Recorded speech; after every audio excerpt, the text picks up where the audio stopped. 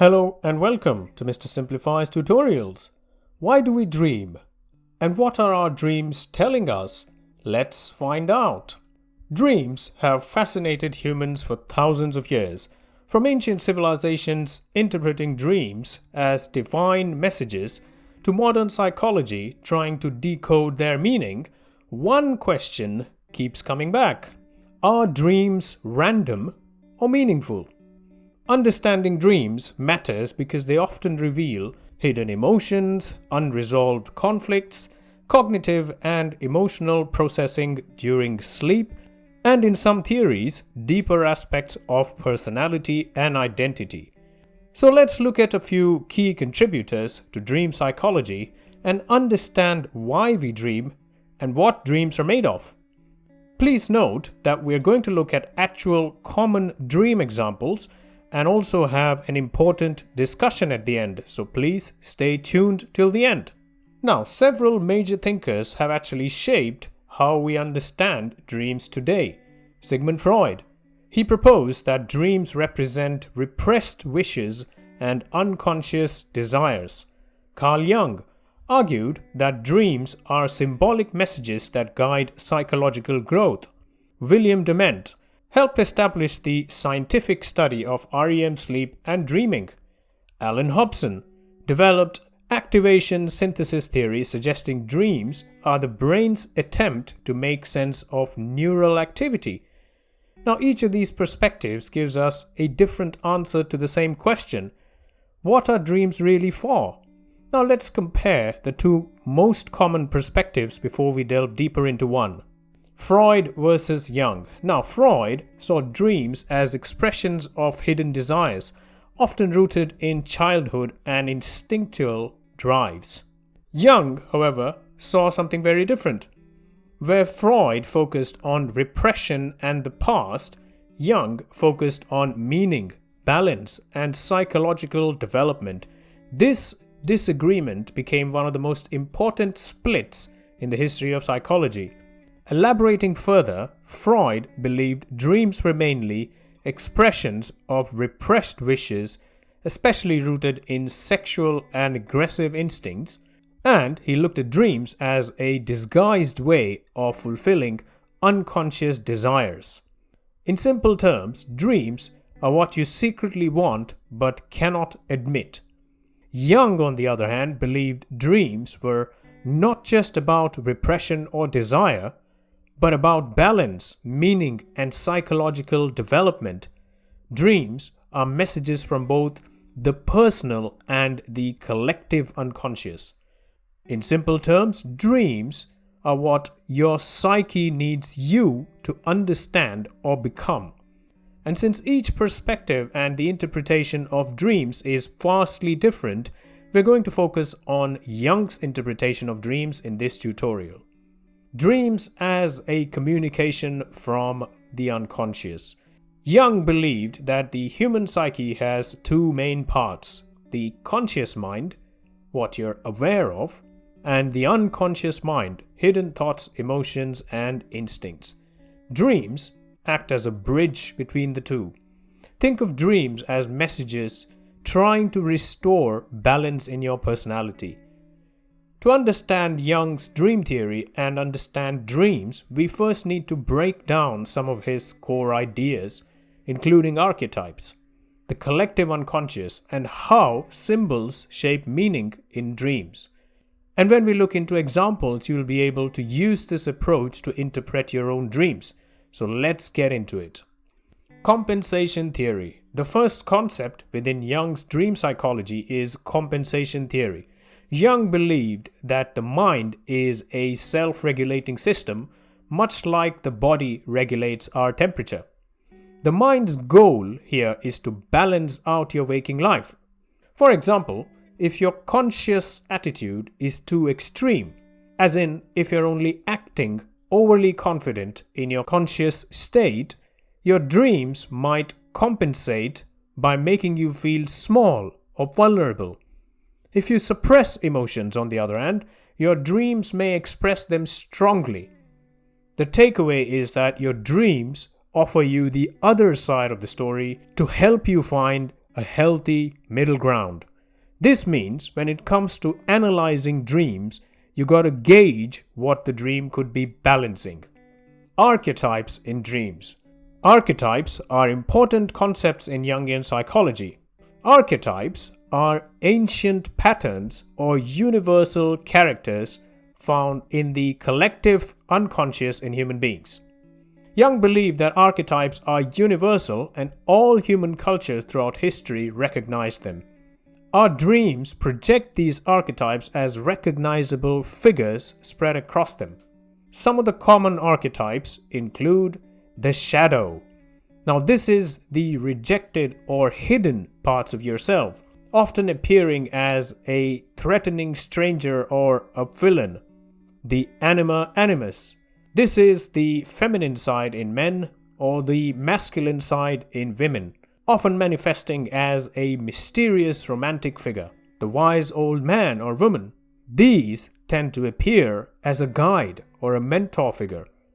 The self. This represents wholeness, often symbolized by circles or divine figures appearing in dreams. For example, dreaming of being chased by a dark figure could represent your shadow, or essentially something you're avoiding in real life. The next is one of Jung's most unique concepts, the collective unconscious. Beyond your personal memories and experiences lies a deeper layer of the psyche that all human beings share. This is the collective unconscious that we once again all have in common as human beings. It's like a shared psychological inheritance that's been passed down through the species. And because of our collective unconscious, we all see similar symbols in our dreams, and they all mean similar things. These symbols can include snakes. Now, seeing them could refer to a need for transformation as snakes shed their skins. Water or flood. Calm water refers to a state of calmness, whereas floods represent tension, instability, conflict, and chaos. Falling. Now, this is interesting as it could either refer to the fact that your ego has become inflated and you've reached higher than what you can sustain. You therefore need to fall down to balance it. However, it can also represent the fear of losing grip of your life and feeling unsupported, hence the fall. Journeys. Now, these pleasant dreams represent your journey of finding your true self despite adversities. Journey-based dreams are often indicators that one needs to find their true interests in their lives. The next concept is individuation, which is the goal of dreams according to Jung. Individuation refers to a process of becoming a whole, integrated person, consciously uniting all the scattered parts of your psyche, including the parts you have rejected. This integration helps you become your true self. In essence, the ultimate aim of dreams isn't happiness or success, it's about you becoming your full true self. Dreams serve as guideposts and help you achieve wholeness by connecting your conscious state to your unconscious. Repeated dreams therefore tend to highlight your inner conflicts, reveal hidden aspects of yourself, and push you towards personal growth. The next concept is symbolism. Now, Jung insisted that dreams speak in symbols, not literal statements. For instance, a dream about your teeth falling out isn't literally about dental health. It might symbolize the fear of aging, loss of power, or anxiety about your appearance that you might carry. The same symbol can mean different things to different people. Water might represent the unconscious for one dreamer and a childhood memory for another. A dream about a fire might not be about an actual fire, but rather about a burning passion, destruction, or transformation. So each symbol is the best possible way for our subconscious to express something that is not yet fully understood by your conscious mind. The same symbol can mean different things to different people. Now, let's get to the interesting bit and let's look at a couple of complete examples of popular dreams to put it all together. Being unprepared for an exam. Now, in this very common dream, you arrive at an exam, often from school or university, and realize that you haven't studied, you don't know the material, or are even in the wrong room. There is usually a lot of anxiety or panic in this dream. Now, let's study the dream through Jungian concepts we just went through. Compensation. This dream often appears when you feel confident or on track in your waking life, but something inside you is probably uncertain. Your mind may be trying to say that you're overlooking something important or are feeling unprepared in some area in your life. Archetypal meaning. Exams are a universal symbol of judgment and testing. So this dream could actually reflect one or more of the following: a fear of not meeting expectations or a pressure to perform. Symbolism. Exams typically represent a life challenge, a situation where you feel judged or fear of failure in any situation. So the message is not about a literal exam, but a symbolic representation of a life situation. Individuation. This dream encourages self-reflection. What is making you insecure? Are you avoiding preparation or growth? This is what the mind is trying to tell you. Collective unconscious.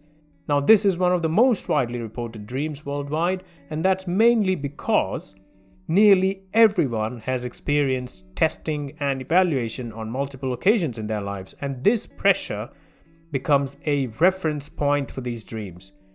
It taps into a shared human fear of judgment, failure, and pressure to perform. The second example, the falling dream. Now, we've made a quick reference to this very common dream type. Let's dive deeper. In this dream, you suddenly fall from a height of a building, a cliff, into an empty space, and you often wake up just before hitting the ground. Compensation. If you feel in control in your waking life, this dream balances it by showing you some loss of control.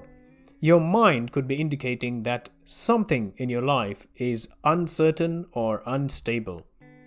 Archetypal meaning. Falling is a universal symbol which often represents letting go of something, loss of status, fear of failure once again. Symbolism. This dream doesn't imply that you'd fall in real life.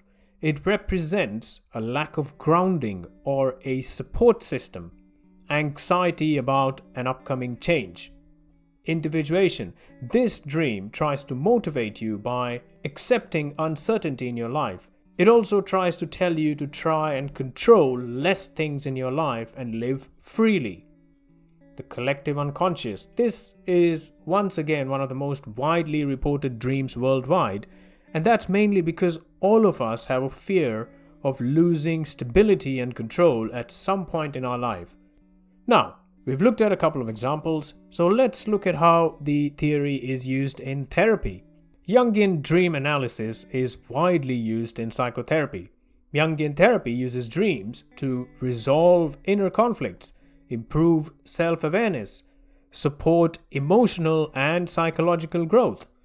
Here are a couple of techniques used. Dream journaling or documentation. Now, this is a technique wherein clients are encouraged to record their dreams regularly as soon as they wake up.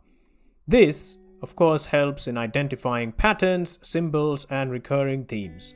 The next technique is active imagination. This is a unique Jungian technique where clients are encouraged to re-enter a dream mentally, interact with some of the dream elements.